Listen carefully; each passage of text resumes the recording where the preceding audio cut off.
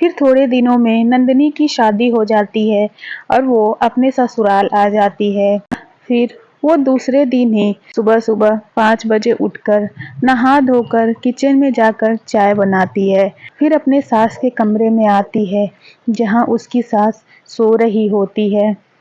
तो वो उनके पास जाकर कहती है, माँ जी, माँ जी, माँ जी उठिए, माँ जी चाय बन गई है, उठकर चाय पी लीजिए। अरे क्या है बहू, अभी तो सिर्फ 5 ही बजे हैं। अभी सोने दो। हम लोग 8 बजे उठते हैं। जाओ, जाकर तुम भी सो जाओ। इतनी सुबह उठकर क्या करोगी? अपने सास के ऐसा कहने पर नंदिनी भी जाकर अपने कमरे में सो जाती है।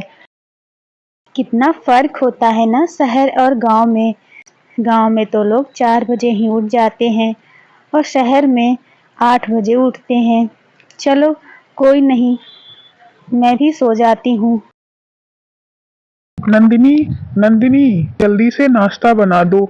मुझे ऑफिस जाना है, नहीं तो देर हो जाएगी। नाश्ता तो बन गया है जी। मैंने नाश्ता कब का बना दिया है। आप बस चलकर बैठो, मैं अभी लेकर आती हूँ। ये क्या नंदिनी, इतना सारा खाना, वो भी इतनी सुबह सुबह, और वो भी इतना ऑयली और हैवी खाना। नंदिनी, हम लोग सुबह सुबह इतना हैवी खाना नहीं खाते। हाँ बहू, हम लोग सुबह सुबह नाश्ते में ब्रेड टोस्ट यही सब खाते हैं। ज्यादा से ज्यादा हुआ तो पोहा बना लिया। इससे ज्यादा हैवी खाना हम लोग नहीं खाते हैं।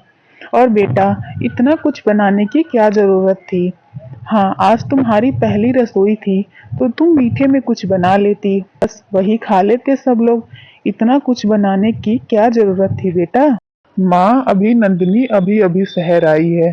वो इससे पहले गांव में थी। उसे शहर का कल्चर सीखने में थोड़ा टाइम लग जाएगा। उसे थोड़ा मौका देना चाहिए, जिससे वो धीरे धीरे सारी चीजें सीख जाएगी। हाँ बेटा, तू सही कह रहा है। हमें ये चीज समझनी चाहिए। नंदिनी गांव से है, उसे अभी हमारे माहौल में ढलने में थोड़ा टाइम तो लग ही जाएगा। नंदिनी, शाम को सोसाइटी वाले तुम्हारी मुंह दिखाई करने आने वाले हैं। तुम जरा अच्छी सी साड़ी पहनकर तैयार हो जाना। ठीक है माँ जी, मैं अच्छे से तैयार हो जाऊंगी। फिर शाम को सोसाइटी वाले नंदिनी को देखने आते हैं और उसकी सास से कहते हैं, अरे चंद्रिका, कहाँ हो बहन?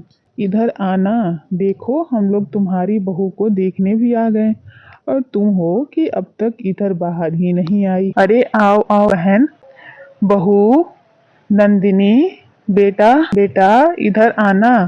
देखो, तुम्हें देखने के लिए आंटी लोग आई हैं। इधर आ जाओ बहू। फिर नंदिनी वहां आती है और उन दोनों का पैर छूती है और उनसे नमस्ते कहती है।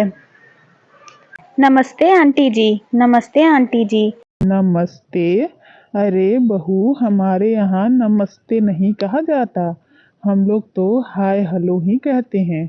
क्या कहें आंटी, गांव की बहू है ना, इसलिए ऐसी है। अब चंद्रिका ने अपने बेटे के लिए गांव की बहू लाई है तो वो गांव की ही तरह तो बात करेगी। जी आंटी जी, वो तो ठीक है कि शहर में लोग हाय हेलो करते हैं, लेकिन आंटी जी, हमारे संस्कार और हमारी संस्कृति तो यही कहती है कि हमें बड़ों के पैर छूने चाहिए। और मेरी माँ ने भी मुझे हमेशा यही सिखाया है, अपनों से बड़े को पैर छूना चाहिए। क्योंकि जब हम बड़ों का पैर छूते हैं तो वो हमें आशीर्वाद देते हैं। माँ जी, आंटी जी, हमारी संस्कृति तो यही कहती है ना।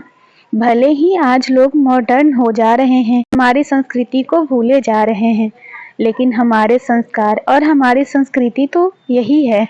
तो बस मैं वही कर रही थी।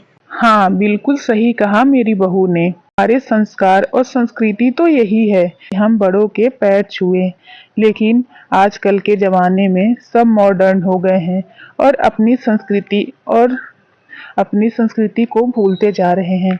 मुझे गर्व है कि मेरी बहू भले ही गांव की है, लेकिन उसमें संस्कार और संस्कृति कूट कूट कर भरी है। मुझे तो अपनी बहू पर गर्व है। मेरी बहू लाखों में एक है। अपनी सास के मुंह से अपने लिए तारीफ सुनकर नंदिनी को बहुत ही अच्छा लगता है। फिर वो दोनों औरतें थोड़ी देर बाद वहां से चली जाती हैं। नंदिनी और चंद्रिका दोनों एक दूसरे को देखकर मुस्कुरा देते हैं और फिर एक दूसरे के गले लग जाते हैं। नंदिनी बहुत खुश थी। वो खुश थी कि वो अपनी शादी के पहले दिन ही अपने ससुराल वालों का दिल जीत पाई थी और सबका प्यार पा सकी थी।